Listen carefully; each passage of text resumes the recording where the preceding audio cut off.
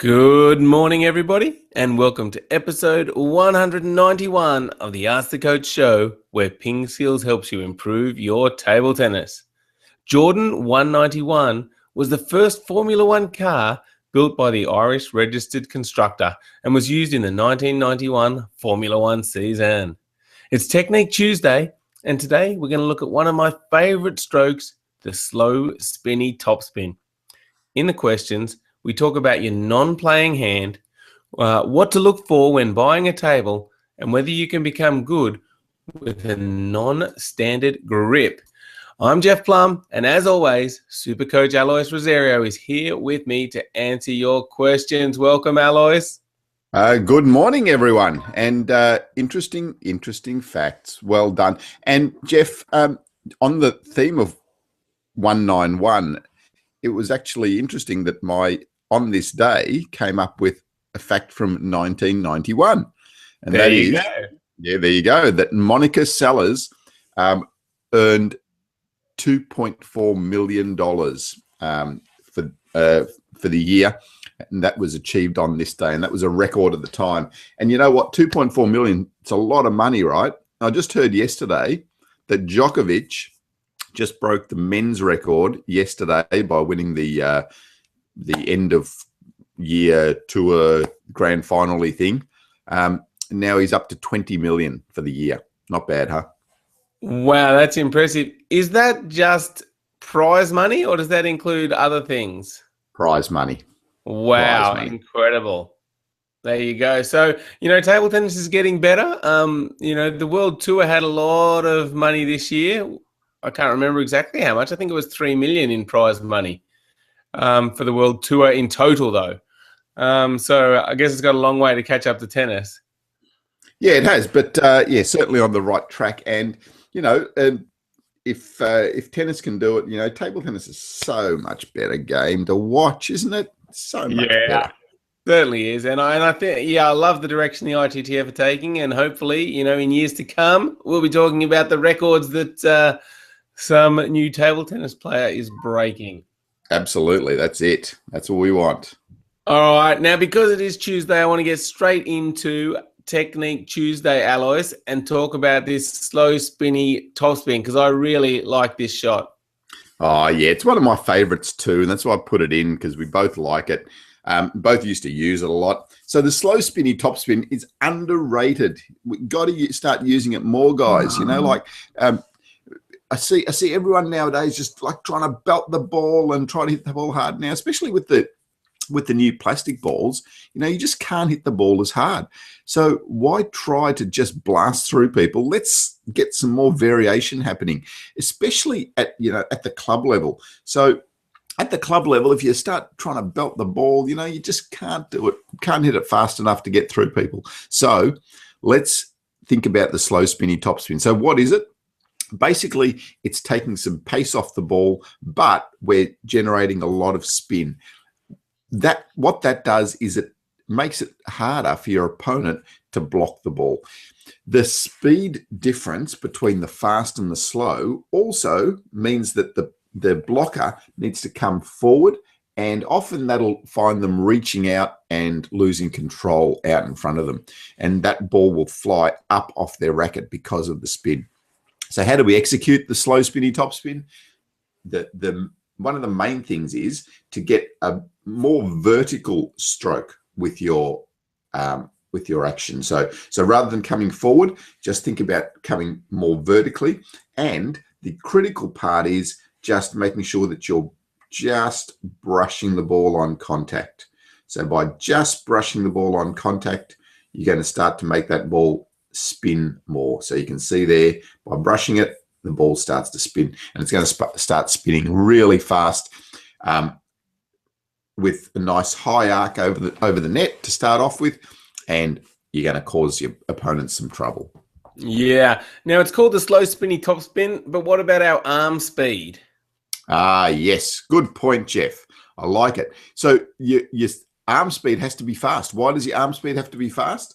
So that you can generate a lot of spin. So if you just come through slowly, like I was just demonstrating, if you come through slowly, then you're only going to generate a little bit of spin. If you come through fast, you're going to generate lots of spin. But because you're contacting it fine, the ball isn't going to move so fast. It's going to have a lot of spin. So all the energy goes into the spinning of the ball and not the speed of the ball. So you want that really fast, sharp action, but more upwards, fine contact, and you're going to get a slow, spinny, greasy topspin. Yes, excellent. All right, give it a go. We've got a great video on this, so I'll put a link to that in the show notes. So check out that video on the slow spinny topspin. It can work off any type of ball, but I especially like it off a backspin ball. So get out there, try the slow spinny topspin, and mix it up with some of your fast ones for the best effect. All right, good luck, guys. All right, Alois, what happened on this day in history? I've already done that, Jeffrey. Are you asleep? I am 1991, Monica Seles. Do you want me to go through it again? But it was just there and I hadn't clicked it. Oh, this is terrible. We've already done it. Monica Seles, prize money. Love it. Yeah. Everyone loves the topic. Have you got another one? 1955, Ian Botham was born on this day. There you go. Famous English cricketer. Yeah, and he used to be a thorn in the side of the Australians. He used to always give it to us. He was so good, Ian Botham. He was good. He was good. Excellent. Yeah.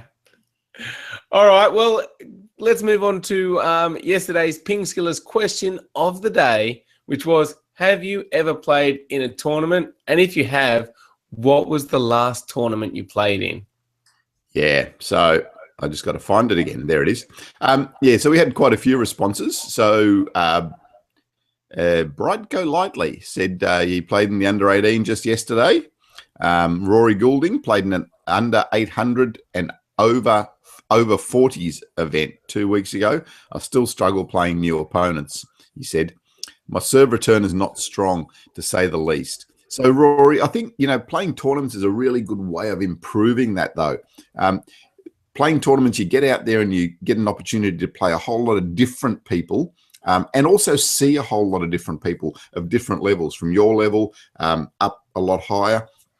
So by seeing those serves, by getting a chance to play against some of those serves, that's the best way you're going to improve that return of serves. So keep going with it. So Dana said one tournament at the Oregon State Games, July of this year, partially disabled, and he ended up entering the wrong division, so he didn't quite get his rating right and entered the event that was way too high for him. Shay said that the Australian Junior Nationals, and did quite well there, Shay. Eugene Liu said, I played in a team tournament, which is pretty bad. I played 3 teams, all lost, not even one game won. I really need to train harder. Good point, Eugene. I think we've talked a lot about just the connection between training and results. That training and results connection. Once you understand that, then it's going to help you to train better, to train harder, and also what you need to train when you're out on the court. So yeah, I'm glad you understand that, Eugene. More training will lead to better results. And Dennis said way back in 2001 was the last time I played in an annual uni games tournament during my college days. So there you go. So yeah, quite a few responses, and good to see people playing tournaments. Really highly recommend you get out there and play some tournaments. We certainly do. Certainly do. Great for your game. All right, moving on to today's PingSkills question, which is, what is the hardest shot in table tennis? So as always, jump onto our Facebook page or the PingSkills blog at pingskills.com and let us know, what is the hardest shot in table tennis? And we don't mean the shot, we mean the most difficult shot. Yes, that's what we mean. What is the most difficult shot? All right. Now, we've got some really interesting questions today, so I hope you got your thinking cap on, Alois. Need a cap. All right. So Sassy has asked, is there a perfect professional position for the non-playing hand? I'm a right-hander who keeps the left hand fully open at chest level, and that looks a bit odd when I recorded a video for the first time. I've never seen myself playing before. Yes. So the best position is to stick your finger in. No, it's not. Don't lie to them, Jeffrey. The basic thing that you need to think about with your non-playing arm is to allow yourself to be balanced. So I see a lot of players with their arm just down beside them like that. So by having your arm down beside you, it doesn't help your non-playing side of your body to help you. So you end up playing like this with only your dominant side working hard. So you're doing this side of your body isn't helping you at all. So the non-playing arm, ideally, just get it up nice and balanced. So up into this position here is a good way to start. And that helps you to balance your body. And it also increases awareness of what's happening with the non-playing side of your body as well. So for me, it's my right side. So that's a nice, simple position. Some other things that you can start to think about doing with your non-playing arm is just starting to help you with the rotation. Again, it's really good feedback. And I was using this last night, coaching group we had, and a couple of the players were starting to utilize this really well. So by thinking about, you can think about even drawing a circle around you, and that will help to get your waist rotating. So by using that circling action here, it pulls your body around, and then you can think about what your playing hand is doing by going up for your forehand, for example. So that position there is really, I mean, it's quite vital as part of your whole skills and techniques of playing the game. Remember, if you've got it down here, or even if you've got it here, it'll tend to cramp you up. So just keep it nice and balanced so that it's giving you more awareness that the non-playing side of your body can help you as well. Yeah, very interesting discussion. Great question there, Sassy. And good to see also you videoing yourself, and this is how you've picked up on this. So that just shows the benefit of watching yourself play. So if you haven't ever watched yourself before, just get out a phone, take some video and have a look. And for all our premium members, we've got a video analysis service. So take some videos, send it to us, and we'll take a look at it and give you some feedback. So take advantage of that, premium members. All right, thank you, Sassy. Good luck. Let us know if those tips help you out. Now, Alois, Victor E has jumped on and said, did you see my expectations for your number 200 show? Now, Alois, I think he wants us to do like a 4-hour show with lots of demonstrations and stuff. It's pretty elaborate. What are we going to do for our 200th show? 4 hours? You want to listen to me and you want to listen to Jeff for 4 hours? Really? Imagine how many funnies he's going to be able to tell in 4 hours. I could tell a lot of jokes. That'd be great. I could just go joke after joke. Yeah. Maybe we could do like 3 hours of jokes and an hour of table tennis. Or 3 hours of jokes and 1 hour of booing.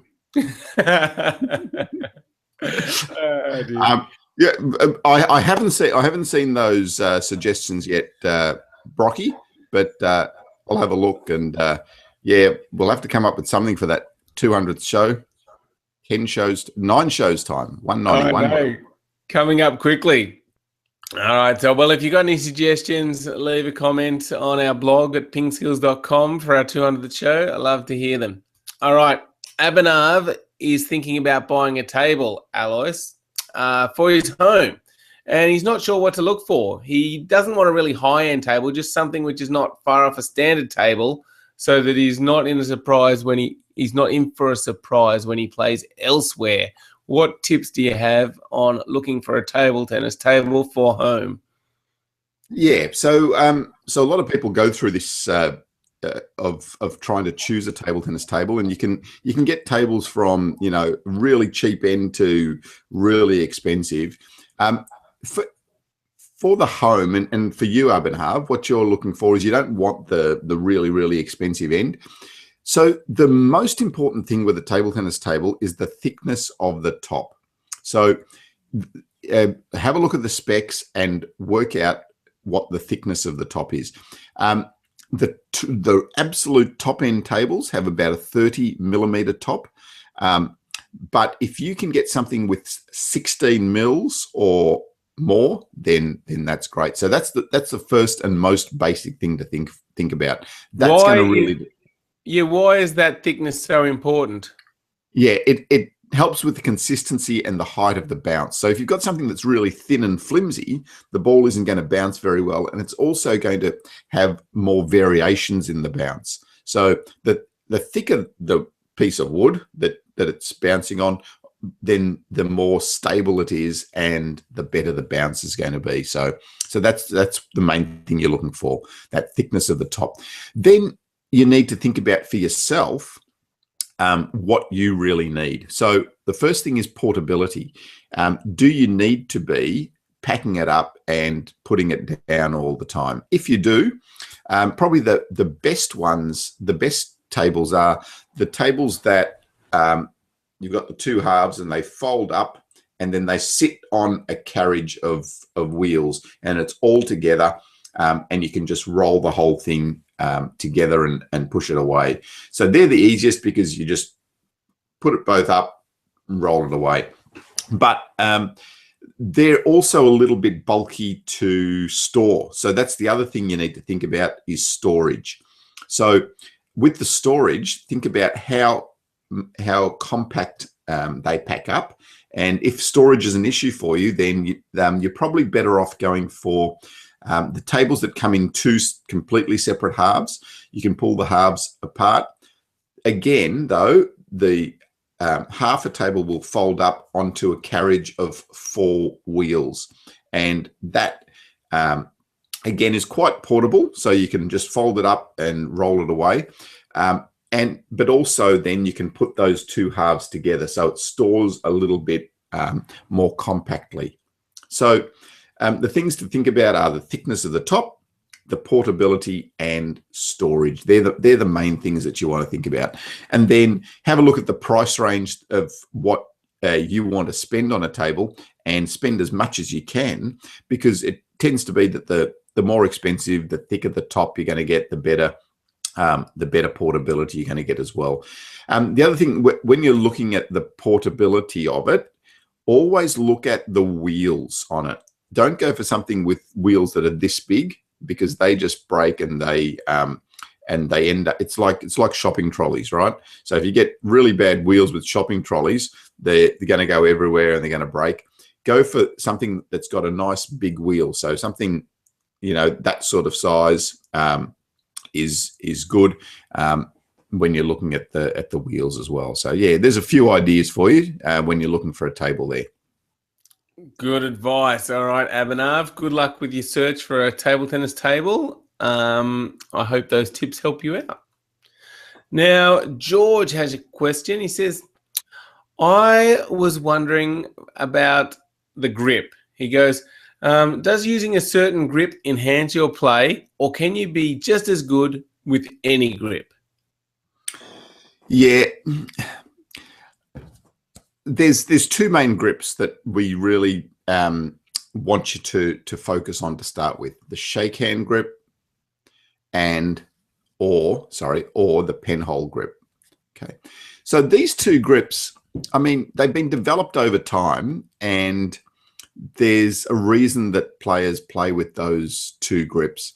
There's a reason why players, or the top players, don't have 4 fingers on the back of the bat. One reason is because it's going to cover up a lot of the bat when you play backhands. It also reduces the movement in your wrist, all those sorts of things. So really, those two grips are the base for what you need to start with. You can have some variations with those. You can change the angle of your racket slightly. You can change, the length of where you hold that racket. But for me, just stick with those two grips initially. Definitely to start with, try those two basic grips out and try to play with them. Then, if you want to start experimenting with a few variations, you can. But those basics are really important. Yeah, and I guess if you look at the top players, Alois, 99.9% of them will use a standard grip, you know, and doesn't have any real modifications. There might be just the odd player that maybe has their finger over the end a bit more or something just little. But the top players all use them. There's a reason for it. I think your best bet of improving and developing your strokes is to use one of the standard grips. Yeah, absolutely. So, I mean, yeah, if you can stick with that, you know, just do it to start off with. It's probably the easiest way to go. All right, excellent question, George. Now, Victor E, or Brocky, as we know him, has jumped on and asked another question using the Google Q&A app live on the show. So thanks for this question. He says, do you have a tip? My opponent did a really spinny, short and low serve, and when I pushed it back even shorter, he does a flick or a side spin flick. If I try to attack or he smashes or top spin, side spin the loop past me, I'm not able to block in time. So can you help Brocky here when his opponent does a short, low serve? Yeah. So Brocky, we always say, you know, aim to get that ball low and short. If that's not working, though, you need to think about a couple of things. One, you can just push the ball long and deep, but make sure it's deep and fast so that you're not giving your opponent time. Or you can just play it a little bit longer. So if you play it really, really short and close to the net and your opponent's ready for that, it's easier for them from close to the net to be able to do a lot of things. If you can just push that ball a little bit further back, so still bouncing twice on their side and still nice and low, but that means that after the first bounce, they're a little bit further away from the net, and it's harder for them to get the angles and the speed on that ball. So experiment with those two things. Think about going a little bit longer or going long and fast. And then the other thing, so you've talked about pushing the ball back. Sometimes an opponent can just be really, really good against a push ball. So what you can do is just roll the ball, flick the ball. And sometimes that roll or the flick doesn't even have to be so good if your opponent doesn't like that type of ball coming at them. So, you know, it sounds silly, but even sometimes you can just roll the ball softly instead of pushing the ball with backspin, and that can throw out their timing or throw out their stroke as well. So yeah, give that a go too. Yeah, certainly can. And one other thing, Alois, I noticed is sometimes players don't realize how high they're pushing the ball. Sometimes they think they're pushing the ball low. And we've got a great video on keeping the ball low, where you use a little piece of string above the net to kind of give you a really good guide to how high you are putting the ball. And I guess that gives you instant feedback about how high you're putting the ball. And it'll be worth trying out, Brock. So I'll put a link in the show notes to the Keeping the Ball Low video and, you know, set up this system and get some feedback on just how low you are keeping the ball. All righty, Alois. Well, that wraps up a big show. That was episode 191. Like you said, just 9 away from the big 200. If anyone's got any suggestions what we should do for show 200, let us know. Thank you all for watching. Make sure you check out PingSkills.com, where you can sign up for a free account and watch all the videos in our strokes and techniques section, including the one on the slow spinny topspin, which we talked about for Technique Tuesday. So keep enjoying your table tennis, and we will see you again shortly. Thank you, Alois. Thanks, Jeffrey, and thanks, PingSkillers. Hope you get some table tennis today, and we'll see you tomorrow morning. Bye everyone.